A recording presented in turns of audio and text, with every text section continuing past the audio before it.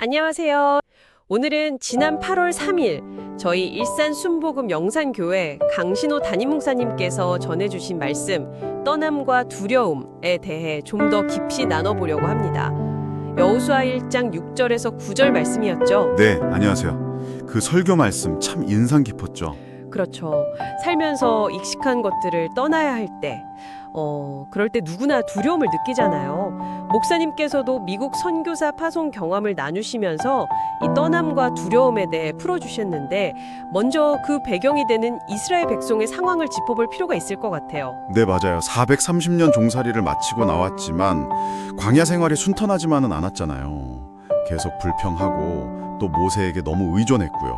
그러다가 정말 의지했던 지도자 모세가 가나안 입성을 코앞에 두고 세상을 떠났으니 그 상실감과 불안감이 어땠을까요? 정말 컸을 겁니다. 마치 구름기둥, 불기둥, 만나 이런 모든 것과 함께 자신들을 지탱해주던 마지막 기둥마저 사라진 기분, 그런 거였겠죠. 이런 상황에서 모세의 뒤를 이은 여호수아의 부담감, 또 그 두려움은 상상하기 어렵지 않습니다. 그 압박감이 정말 대단했을 거예요. 바로 그 지점, 극심한 두려움 속에 있는 여호수아에게 하나님께서 말씀하시는 거죠. 이게 오늘 설교의 핵심인데요. 자, 그럼 이 부분을 좀 자세히 들어가 볼까요? 첫 번째 명령이 강하고 담대하라 였잖아요.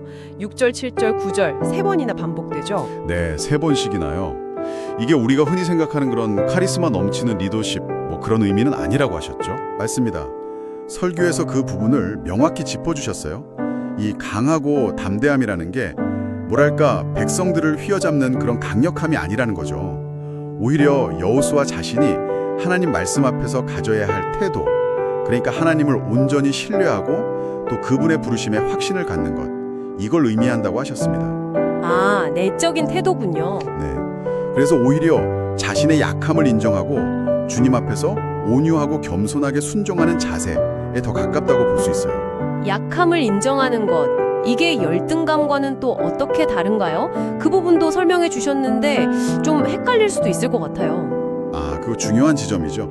겸손은 내 약함을 아니까 그래서 하나님을 더 의지하는 거잖아요. 적극적인 태도죠. 그런데 열등감은 그냥 그 약함에 머물러서 하나님을 의지하지 못하는 상태인 거고요. 아하. 그래서 강하고 담대하라는 명령이 좀 역설적으로 들릴 수 있지만 너의 약함을 알아라. 그리고 그 약함 때문에 더더욱 나를 붙들라. 이런 하나님의 음성으로 들으셨다고 목사님께서도 고백하셨죠. 힘을 빼라는 거죠. 힘을 빼라. 네 약함을 알라. 그게 진짜 강함이다. 그렇죠. 약점을 인정하고 하나님께 완전히 기대는 태도. 그게 진정한 강함이라는 통찰이었습니다. 그렇군요. 그럼 이어서 두 번째 명령으로 넘어가 보죠. 율법을 다 지켜 행하라. 7절, 8절 말씀인데요.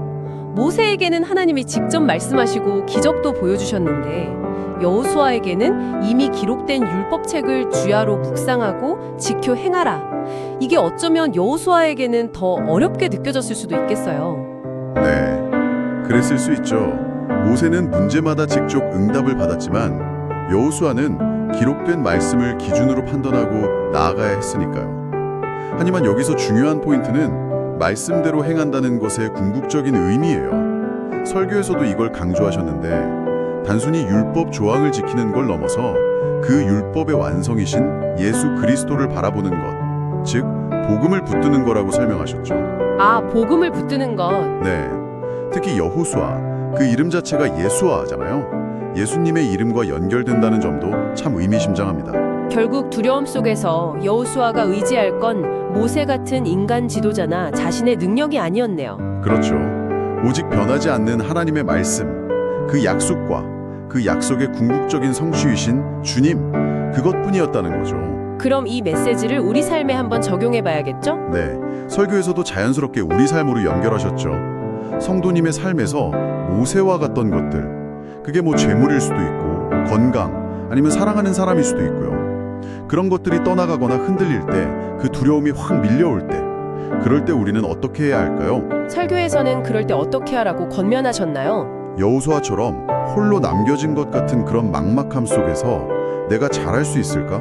이렇게 염려하면서 내 힘을 키우려고 애쓰기보다 오히려 나의 연약함을 솔직하게 인정하고 우리의 참된 목자이시고 구원자이신 주님께 시선을 딱 고정하라고 그렇게 권면하셨습니다. 결국 강하고 담대하라는 게 내 힘을 기르라는 게 아니었군요. 네, 연약하니까 그 연약함 때문에 더욱 주님을 굳게 붙들라는 외침인 셈이죠. 그럴 때 비로소 우리는 각자의 가나안을 향해 나아갈 힘을 얻고 또 여리고성처럼 견고해 보이는 문제들 앞에서 용기를 얻게 된다는 그런 메시지였습니다. 오늘 강신호 목사님의 설교는 정말 떠남과 두려움이라는 너무나 현실적인 문제 앞에서 우리가 진짜 붙들어야 할 게 뭔지 그걸 명확하게 보여주신 것 같아요. 진정한 강함은 내 안에서 나오는 게 아니라 나의 약함을 인정하고 겸손히 주님을 의지하고 그분 말씀을 따를 때 주어지는 거구나. 다시 한번 깨닫게 되네요. 네, 맞습니다. 우리 일산 순복음 영상교회 공동체 모두가 각자의 삶에서 크고 작은 떠남과 두려움을 만날 때가 있잖아요. 그럴 때 열등감이나 자기 연민에 빠지지 않고 정말 겸손하게 주님 의지하면서 저 천국 가나안을 향해 담대하게 나아가는 그런 믿음의 공동체가 되기를 바라는 마음이 담긴 설교였습니다. 이건 개인을 넘어서 우리 공동체 전체를 향한 도전이기도 하고요. 성도님께서는 지금 어떤 떠남 앞에서 또 어떤 두려움 앞에서 강하고 담대함으로 주님을 의지해야 할 그런 순간에 서 계신가요? 단순히 무언가를 잃는 떠남뿐 아니라 어쩌면 새로운 부르심이나 더 큰 성장을 위한 떠남 앞에서 느끼는 두려움은 아닐지 잠시 돌아보는 시간이 되시면 좋겠습니다. 이것으로 오늘 설교 심층 분석을 마치겠습니다. 감사합니다. 네, 감사합니다.